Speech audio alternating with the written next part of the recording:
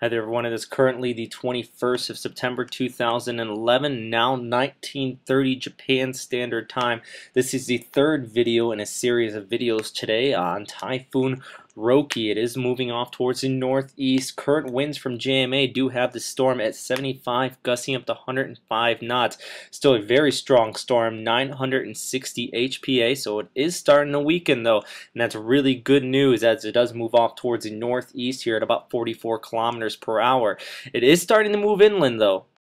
Even though it is over 100 kilometers inland, it is still a very strong typhoon. This is the current radar imagery showing all the way up here just north of the Kanto Plain. The center of circulation starts to look like it's moving up towards that direction, but the overall rainfall continues to plague much of central Honshu here and all the way up towards the north as well. Actually, if we zoom out of this radar imagery, you can see that much of the precipitation is off towards the north here over northern Honshu and parts of Hokkaido as well, starting to see these rain showers, but still seeing some high winds down here towards the south. Actually, in my location here, if you do hear in the background, you might hear a rumble every now and then. The winds are still howling here across this region to the north, but all the way down towards the south, this video coming out of Osaka, they did see a lot of precipitation down there. This is the Toga River. It is very swelled up, and not just this river, but multiple rivers down in that region continue to see a lot of flooding down there. And that is primarily due to over 400 millimeters of rainfall in throughout that entire region. This is coming from the TRIM satellite, or the Tropical Rainfall Measurement Satellite,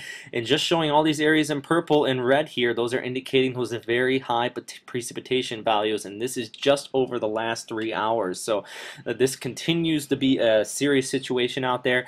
Main reason is because a lot of this area is already saturated from the rains that have moved through the last several weeks, specifically Typhoon Talas that came through about 2 weeks ago, causing a lot of damage, and actually upwards of about 60 deaths were reported. Well, it looks about 4 deaths currently being reported right now from Typhoon Roke, and over 3 people still missing due to this typhoon, and that was all prior to landfall, and it is starting to see nightfall here, so likely we're going to continue to see reports in the morning. Hopefully no more reports of casualties out of this system due to its strength out here, but also the severe flooding that continues to come out of this storm. It is a very strong storm still at typhoon status, so it's still going to be seeing a lot of precipitation out of it. But where it's going to be going, that's what everybody wants to know. Well, it is heading off quickly towards the northeast. It is expected to run up towards the east coast of Hokkaido and up towards the Kuril Islands. That's these island chains up here along the northern portion of Japan, or actually belong to Russia here, and it's going to move very fastly off into that direction. So by morning, as shown here, this is actually 12Z on the 21st, so that's about right now,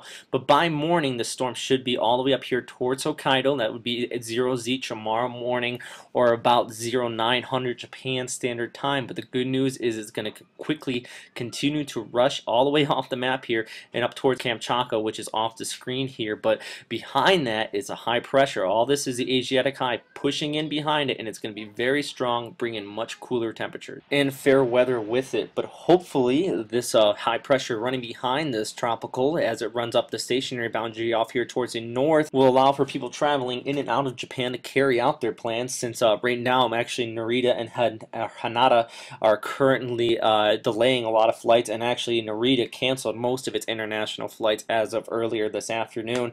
I also do want to mention that T-Core 1 emergency was set today as well through all the Navy military bases out here. I know that there is a lot of military that watch these as well. And also I do want to note, it wouldn't be the Western Pacific out here if we didn't have other areas that we are watching in the tropics, and that is these 2 invest areas down here towards the south, one located near the Marianas and another one in the South China Sea. These both don't look like they are going to develop in the near future, yet they do need bear watching, so we're going to continue to keep an eye on these as Typhoon Roke continues to move off to the north. But as always, please continue to stay safe out there everyone, and please check back for any newer updates. This will be my last update for today. Likely we'll have another one tomorrow morning.